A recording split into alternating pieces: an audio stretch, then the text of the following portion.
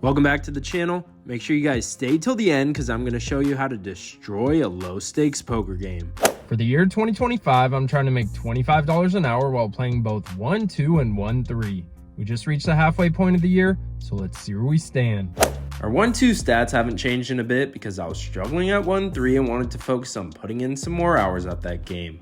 So I've currently played 63 hours and 40 minutes of 1-2 and profited $1,926 for an hourly win rate of $30.25. I plan on throwing it in the mix a little more in the near future, so keep an eye out for it. As for 1-3, we just came off a massive week, which helped our stats get where they need to be. We've played a total of 52 hours and 50 minutes and profited $2,272 for an hourly win rate of $43 even. I'm obviously super content with this number and looking to build off last week's momentum. If we combine our stats, we played a total of 116 hours and 30 minutes of live poker and profited $4,198 for an hourly win rate of $36.03. Pretty pumped to reach the halfway point of 2025 and be above our goal, but since our sample size is small, it could easily swing back in the wrong direction if I'm not careful, so I just gotta stay humble and stick to my game. So let's see if I could do even better in the second half of 2025 by heading out to the nicest card room in Northern California, which is none other than Stone's Gambling Hall. We buy into the 1-3 match stack game for $500, which is the max to start.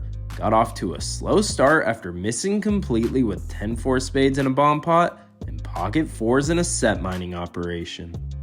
In our first notable hand of the day, early position opens the action to $10, low jack calls, hijack calls, and I'm in the cutoff and look down at the best hand ever created in pocket aces.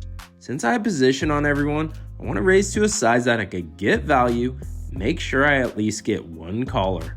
So I make it $45 to go. Now the original raiser in early position puts in the call, which I'm not surprised by.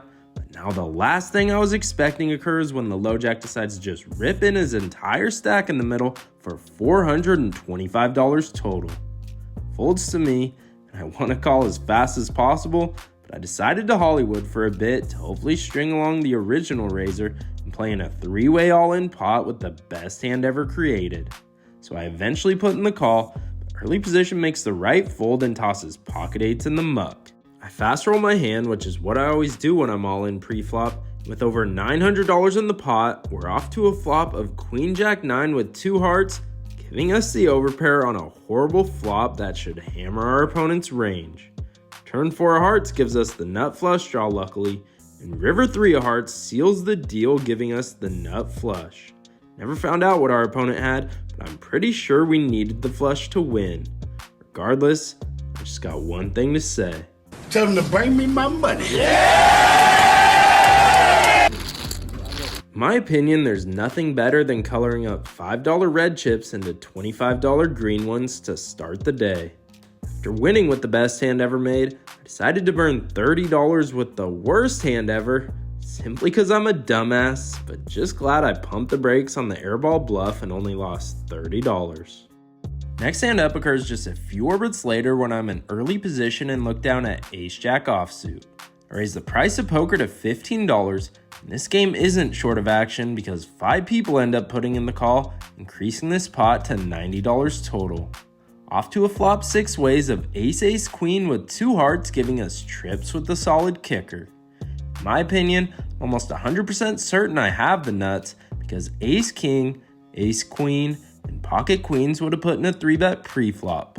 So when action's on me, I decided to throw out a value bet of $35 to get value from all the gut shot straight draws, flush draws, queen X, and the occasional worst trips. Action folds to the button who puts in the call, and everyone else gets out of the way. Off to a turn, and it rolls out a complete blank in the 3 of clubs. Never checking in the spot, so now the only question is how much to bet. I think it's super rare our opponent has an ace because he plays a tighter range pre-flop and not many offsuit aces, so we can only have suited diamond aces, which would be rare. So mainly I'm putting our opponent on a queen, flush draw, or a gut shot. I don't think a gut shot is calling any bet, and a flush draw and queen can't face too much heat with just 1 card left to come, So I settle on a value bet of $75, to which he immediately calls. The way he called super fast gave me the read that he was on a flush draw, because if he had a queen, he would either folded or at least thought about it longer. With 310 in the pot, we're off to a river, which peels off another blank in the 4 of clubs, and all the flushes brick out. Since I basically know his exact holdings given the action, there's 0 point in betting because there's nothing to get value from. So I start off with a check, hoping that he takes the bait, and now our opponent cuts out $135 in chips and sticks it in the middle. I couldn't call faster, so I throw in 1 chip, and he just tosses his hand in the muck without even showing. Pretty happy with how I read the situation, and I think it's safe to say I got max value. We're just a few orbits into our session and up over $830 and looking to keep this hot start rolling. In this next hand, there's 3 limps in the field, and I'm in the small blind and look down at the least popular hand in low stakes poker, an ace-king offsuit. I raise the price of poker to $30 and get called by the first limper in early position. Now the low jack, who also limped earlier, decides 30 isn't enough and goes all in for 125 even. Folds back to me. Now I have a decision. ISO re-raise the low jack, who I almost guarantee I'm ahead of, or flat call to try and bring in the player in early position who I'm over $600 effective with. My live thought at the time is the player in early position has been playing super wide and damn near playing any 2 cards, so if we get a favorable run out, I can not only win the 125 from the low jack, but I could stack the player in early position and scoop in a nice 4-figure pot. So I decide to flat, and as expected, the player in early position puts in the extra $95, and just like that, the main pot is already sitting at $375. Going heads up to a dry side pot, and the flop runs out Jack, Jack, 9 rainbow. Never bluffing into a dry side pot and don't think I need protection, so I check and our opponent checks it back. Turn rolls out the 5 of hearts and it goes check, check, and the river rolls out the 6 of hearts that also checks through. I roll over my hand expecting to be good more often than not, but the player in early position shows ace-5 offsuit for a bottom pair and scoops in the entire pot. I think if the low jack had more money in his stack, I would have had an easy ISO raise pre-flop. Since I've been running hot, I thought I could win it all, but in the end, my greed cost me $125 from my stack. Next hand up is one of my favorites of the year. Action gets folded to me in early position, and I look down at none other than the jackasses, pocket jacks, and raise them up to $15. This might as well be a bomb pot, because one by one, 6 people put in the damn call, increasing this pot to 105 before we even see a run out. Off to a flop 7 ways, and we get the best possible run out we could have asked for that doesn't contain a jack in 10-3 deuce with 2 clubs, giving us the overpair on a pretty connected board. 2 pairs should almost never be represented, and pocket 10s probably would have put in a 3-bet pre-flop, so the main hands I'm worried about are pocket 3s and pocket deuces, but it's hard enough to hit a pair, let alone flop a set, so I can't be too concerned. Never checking on this board, so I throw out a value bet of $55 and get called by the player to my left and the small blind, increasing this pot to $270. The player to my left has a good feel for the game, knows I'm not betting into 6 people without a strong hand, so I'm pretty confident he has a draw himself because he'd probably fold out most of his weak 10x hands. Small blind, however, can also have a draw, but is more likely to have a 10. So keeping that in mind, we're off to a turn which rolls out the 9 of hearts, now putting 2 flush draws on the board. Checks to me again, and I could obviously throw out a value bet still, but I wanted to underrep my hand for deception and make it look like I took a stab on the flop with ace king and I'm giving up. So I check, and the player to my left checks it back, so we're off to a river which peels off the beautiful deuce of spades, pairing the board and bricking out every single draw. If one of our opponents had 10-9, we're now beating that holding as well, so I'm really confident we have the best hand. The small blind decides to take over the betting lead himself and throws out a bet of $60. I think if he had a bluff, he would have bet a lot bigger, so I'm basically putting him on a 10 that's trying to get thin value. I didn't check back the turn just to call a small bet on this board, So I put in a raise to $200 targeting any 10x hand and hoping my line makes 0 cents. Player to my left folds, and after over a minute of tanking, the small blind eventually puts in the extra 140, increasing this pot to $670. I roll over the jackasses, and they're good after our opponent tosses his hand in the muck. Pretty fired up by how I read the situation and somehow scooped in a decent sized pot with the jackasses.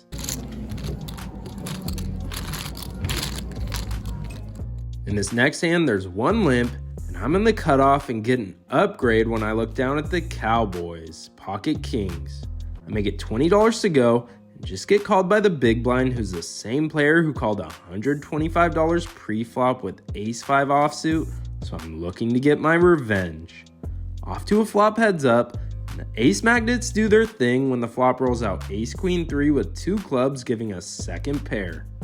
He starts off with a check, and I could bet my entire range in this spot, but I decide to check it back out of frustration. Off to a turn, we get a wild card in the king of clubs, giving us middle set on a super connected board. Our opponent decides to lead into us for $15, and even though the front door flush got there and jack 10 now makes a straight, there's 0 point in just flatting and not try to build up a pot. So I make it $70 to go, and he quickly calls. I'm pretty confident this opponent is re-raising me with a ton of his flushes, so I think I have the best hand and he most likely has an ace. With 180 in the pot, we're off to a river which rolls out the 3 of spades, giving us a full house. He checks again. Now the only decision is how much to bet. Against most opponents, I'd probably throw out a value bet around $75 to $95 to try and get called by an ace, especially since they have a king kicker now. But this opponent is built from a different cloth. Earlier in the session, he called $125 pre-flop with ace-5 offsuit, so instead of betting around half pot, I decide to overbet the pot and make it $225 to go. My goal with this sizing is to make it look bluffy or look like I'm trying to get him off a chop. He ends up going deep in the tank before eventually folding ace-9 offsuit face up. He said if he wasn't about to leave after being up over $1,000, he would have made the call, but he didn't want to lose his stack, which I respect. Not the profit I was hoping for, but I'll take it. We played for a bit longer and kept getting some really fun hands to battle with, but couldn't connect with any of the flops, so let's get to the outro. The second half of 2025 is off to a great start.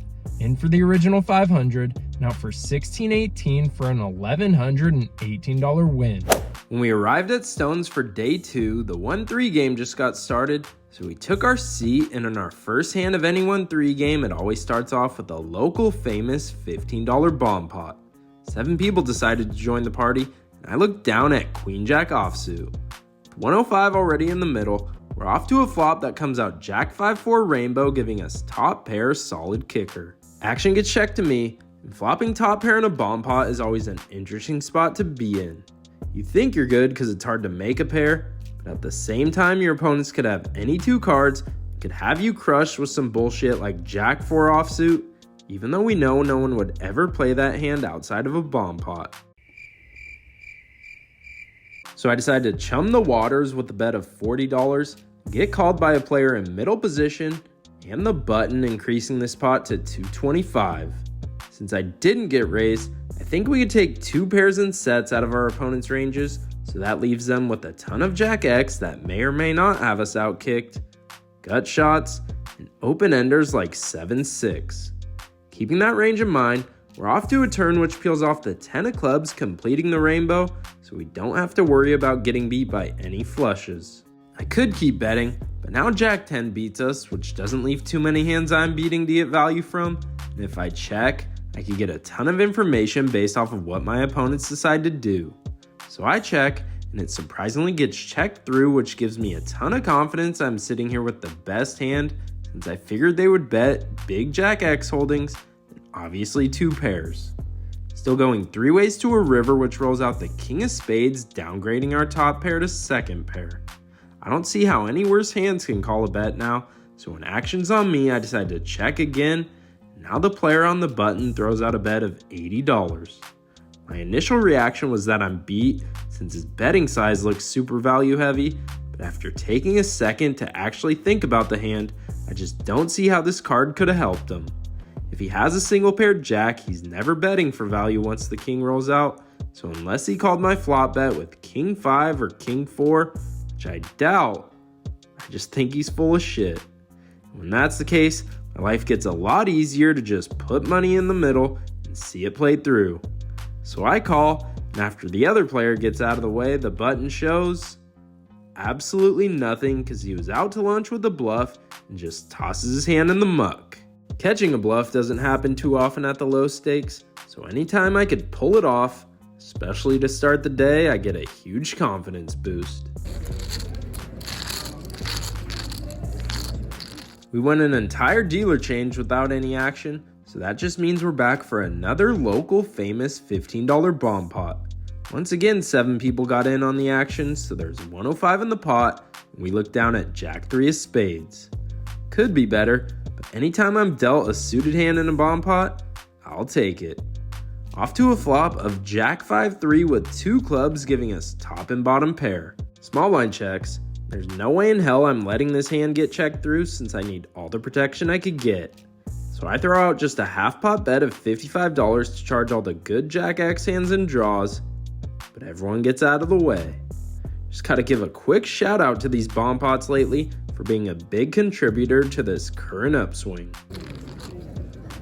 I decided to do my favorite thing in poker, which is to turn these boring looking red chips into green ones, because it usually indicates things are going well.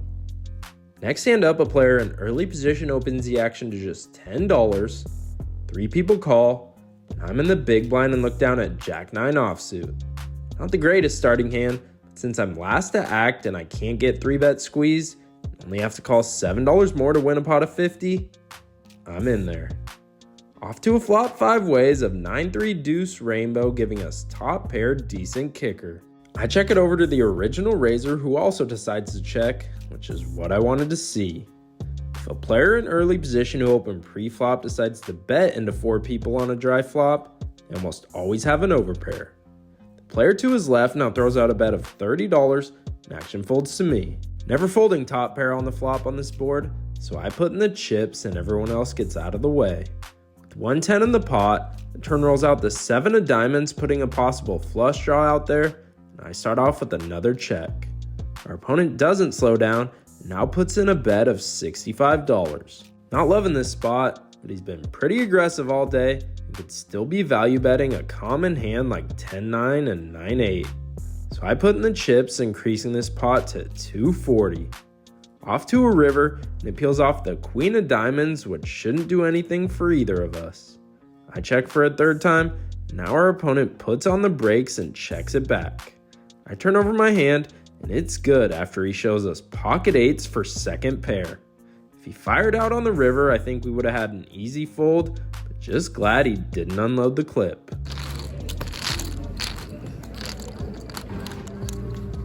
About 40 minutes went by and got us a new dealer, which means bomb pot time. The entire table decided to play this time, so there's 135 in the pot, and I look down at queen 9 of clubs.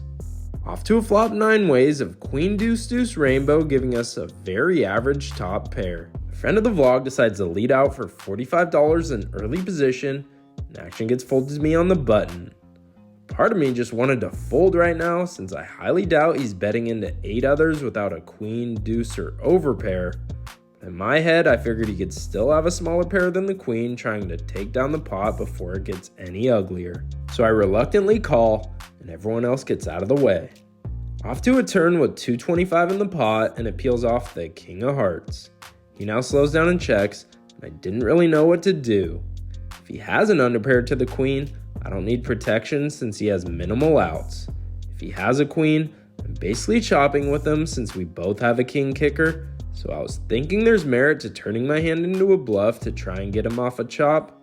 But part of me was thinking he could still have a deuce he's trying to slow play with, or go for the check raise, which is why I eventually decided to check it back. Off to a river, and peels off a complete blank in the 6 of hearts. Now our opponent decides to throw out a bet himself for $125, which puts me in a horrible spot. My dad bod gut was telling me he was trapping with the deuce on the turn since he bet into 8 people, and then decided to check thinking the king was a scare card for me. I know he's capable of making a move and trying to get me off a chop, but in the end I figured there was no point in calling $125 to either be way behind or to split a pot, so I confidently toss my hand in the muck and he shows 5-4 of clubs for just 5 high, completely owning my soul. Son of a bitch! He led into 8 people with just 5 high, gave up on the turn, I think, and somehow got me to fold the best hand. Unlike the majority of the poker population, I actually get super pumped anytime someone shows me a bluff because it's what makes poker special. It's one of the best feelings in the world to pull off a bluff, so if someone does it against me, I just tip my cap, laugh it off, and move on. After getting bluffed out of my shoes, I ended up winning all the money I lost in that hand when the next bomb pot occurred and I was dealt Jack 3 offsuit. I flopped bottom pair on King 6-3, threw out a small bet, and somehow scooped in the pot. If I was able to make the hero call, I would have won every single bomb pot on the day, which would have been a first for me, but I guess it just wasn't meant to be. At this point in the session, we're up around $465, and the day is coming to an end for us, so I'm trying to book another huge win to keep the streak going. And what better way to do so than getting dealt the best hand ever created in pocket aces. Cutoff decided to just call for $3, and I raised the bullets up to 15 next act on the button. The small blind puts in the extra $14, and the cutoff tosses in the extra 12, so we're off to a flop 3 ways of 6-3 deuce with 2 spades, giving us the overpair on a super connected board. I was thinking about sizing up to a big amount to charge all the draws, but the cutoff does all the work for us because he goes all in for his remaining $71. Obviously never folding, but I tank for a little to make it look like I have a tough decision, which hopefully strings along the small blind. I eventually slide in the calling chips, and the small blind comes along as well, increasing this pot to $258. Off to a turn heads up, and it rolls out the king of diamonds. Wasn't the biggest fan of this turn because it could be a scare card for all the smaller overpairs and 6x hands he has in his range, but if he has a flush draw, he might have even hit a pair with the king and is never going anywhere. So I throw out a bet of $140 looking to charge all the draws, but without much thought he folds right away. I roll over my hand to show the cutoff what he's up against, and we head off to a river which peels off the queen of diamonds. The cutoff says he missed and tosses his hand in the muck. It's always nice when your aces hold up in a decent sized pot. I decided to color up once more, but after playing for another 20 minutes or so, we couldn't get anything exciting going, so let's get to the outro. I don't know what's been going on lately, but I think it's safe to say we're officially on a heater. In for the original 500, and out for 1091 for a solid profit of $591 to end the week. As for this week in poker, I think it's safe to say we kicked ass again. In just 4 hours and 40 minutes, we profited $1,709 for an insane hourly win rate of $366.21. I'm not ignorant to the fact that I know the deck is hitting us hard and we're crushing it in the bomb pots, but I'm just gonna sit back and enjoy it while it's going down. It's been a minute since we played 1-2 because it's been going so well in the higher stakes, so our stats are still sitting the same. With this week's sessions, our 1-3 stats took a massive jump. In just 57 hours and 30 minutes, we profited $3,981 for a ridiculous hourly win rate of $69.23. I'm not ignorant to the fact that these stats are inflated because of our recent success, but I feel like I've been playing a solid game and limiting my mistakes. Combining all our stats, we played a total of 121 hours and 10 minutes of live poker and profited $5,907 for an hourly win rate of $48.75, which is almost double our goal. Pretty happy with where our numbers sit, but there's still plenty of time left in the year, so we have to stay humble, stick to our game, and stay locked in. Thanks for watching, and as always, I hope you guys run good at the tables, and I'd appreciate it if you could hit the subscribe button to help me reach my new year-end goal of 25,000 subscribers.